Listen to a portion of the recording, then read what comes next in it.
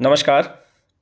अगर आप राजस्थान सरकार के राज्य कर्मचारी हैं तो ये वीडियो आपके लिए महत्वपूर्ण हो सकता है, क्योंकि आज हम इस वीडियो के माध्यम से बात करने वाले हैं कि राजस्थान सरकार के बजट 2025-26 में जो कैडर पुनर्गठन की घोषणा की गई है, यानी कि सरकार ने ये कहा है कि राज्य सरकार अगले वित्त वर्ष में राज्य के कुछ कर्मचारियों के लिए कैडर का पुनर्गठन करेगी ताकि ज़्यादा से ज़्यादा कर्मचारियों को पदोन्नति के अवसर प्रदान किए जा सके। तो कैडर पुनर्गठन है क्या और कौन कौन से पदों के लिए सरकार ने ये माना है कि उनके लिए पुनर्गठन किया जाना चाहिए और किस प्रकार से हम इसको देख सकते हैं। अगर हम बात करें स्कूल शिक्षा विभाग के अंतर्गत तो उसमें किस प्रकार से कैडर पुनर्गठन किया जा सकता है। सरकार ने कुछ कर्मचारियों के लिए, जैसे एक तो माना है मंत्रालय कार्मिक, जेल प्रहरी, स्कूल व्याख्याता यानी कि स्कूल शिक्षा और प्रबोधक आदि कैडरों का पुनर्गठन कर उनको पदोन्नति के अवसरों में वृद्धि हेतु कार्यवाही की जानी प्रस्तावित है। ऐसा राज्य सरकार ने माना है कि हम अगले वित्त वर्ष में यानी कि 25-26 में इस प्रकार का कार्य करने वाले हैं, इनका कैडर पुनर्गठन करके। सबसे पहले हम देखते हैं कि कैडर होता क्या है। जैसे कोई भी विभाग है तो उस विभाग में निम्न से लेकर उच्च स्तर तक के कुछ पद होते हैं।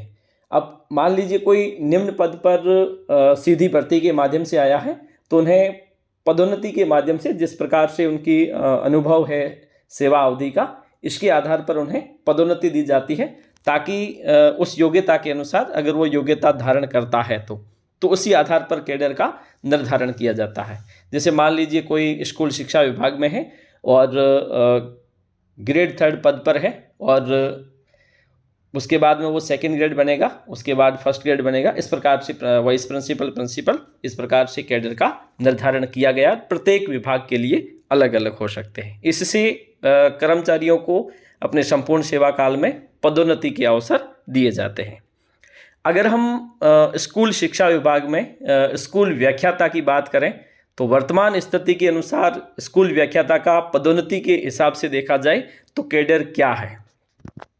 इससे पहले स्कूल व्याख्याता की पदोन्नति सीधे तौर पर प्रिंसिपल पर होती थी, लेकिन पिछली सरकार ने प्रिंसिपल से भी पहले एचएम पद को डाइंग कैडर घोषित करके एक नया पद जोड़ा गया जिसे रखा गया वाइस प्रिंसिपल के रूप में। उसमें वाइस प्रिंसिपल में एचएम को भी पदोन्नत किया गया और स्कूल व्याख्याता को भी पदोन्नत किया गया।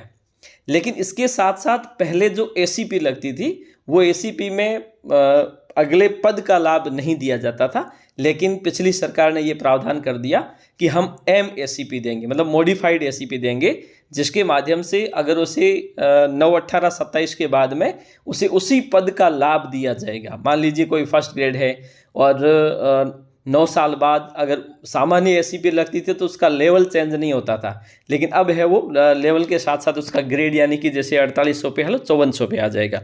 इस प्रकार का प्रावधान किया गया।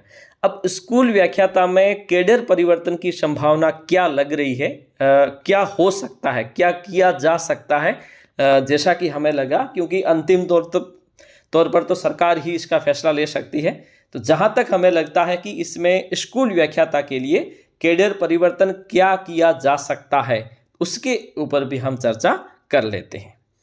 अब जैसे मान लीजिए वर्तमान स्थिति के अनुसार जो एमएसीपी का प्रावधान किया गया है उसके अनुसार एक स्कूल व्याख्याता यानी कि 4800 ग्रेड पे का जो उसे एमएसीपी लगती है 9 साल बाद तो उसे 5400 ग्रेड पे दिया जाता है और वाइस प्रिंसिपल पद पर उसे पदोन्नत किया जाता है। यानी कि एक प्रकार से पदोन्नति ही है, पद नहीं दिया जाता है, लेकिन एमएसीपी के अंतर्गत आर्थिक लाभ सारे दे दिए जाते हैं।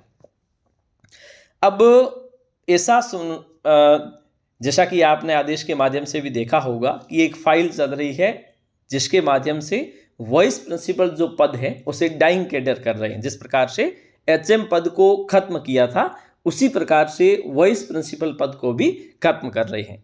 अगर ये वाइस प्रिंसिपल पद को खत्म करेंगे तो स्कूल व्याख्याता जो पहले कैडर के अनुसार पहली एसीपी में एमएसीपी में वाइस प्रिंसिपल बनता था, तो अब वो सीधे तौर पर कहाँ जाएगा, प्रिंसिपल पद के लिए जाएगा। मतलब 4800 4800 ग्रेड पे से सीधा 6600 ग्रेड पे पर जाएगा पहली MACP के अनुसार। लेकिन इससे मुझे लगता है कि सरकार सीधे तौर पर पहली MACP 6600 ग्रेड पे पर देने के लिए तैयार नहीं हो सकती है। तो उनके लिए एक वरिष्ठ व्याख्याता का पद क्रिएट किया जा सकता है। उससे क्या होगा कि व्याख्याता जो कुछ समय के बाद में, क्योंकि वरिष्ठ व्याख्याता पद अगर क्रिएट किया जाता है तो काफ़ी संख्या में उनकी पदोन्नति के अवसर भी मिल जाएंगे। इसके साथ साथ सीधे तौर पर 9 साल बाद प्रिंसिपल का जो MACP के अंतर्गत लाभ है वो पहली ही MACP के अंतर्गत सरकार को नहीं देना पड़ सकता है। तो जहाँ तक मुझे लगा है कि स्कूल व्याख्याता के संदर्भ में यही किया जा सकता है। अंतिम तौर पर तो सरकार ही इसका निर्णय लेगी, लेकिन मुझे लगता है कि इस प्रकार का प्रावधान किया जा सकता है। कुछ राज्यों में इस प्रकार के प्रावधान है, व्याख्याता के बाद में वरिष्ठ व्याख्याता के रूप में पदोन्नति या फिर ACP का लाभ दिया जाता है, उसी को आधार बनाकर यहाँ पे ऐसा किया जा सकता है। आज के लिए इतना ही, धन्यवाद।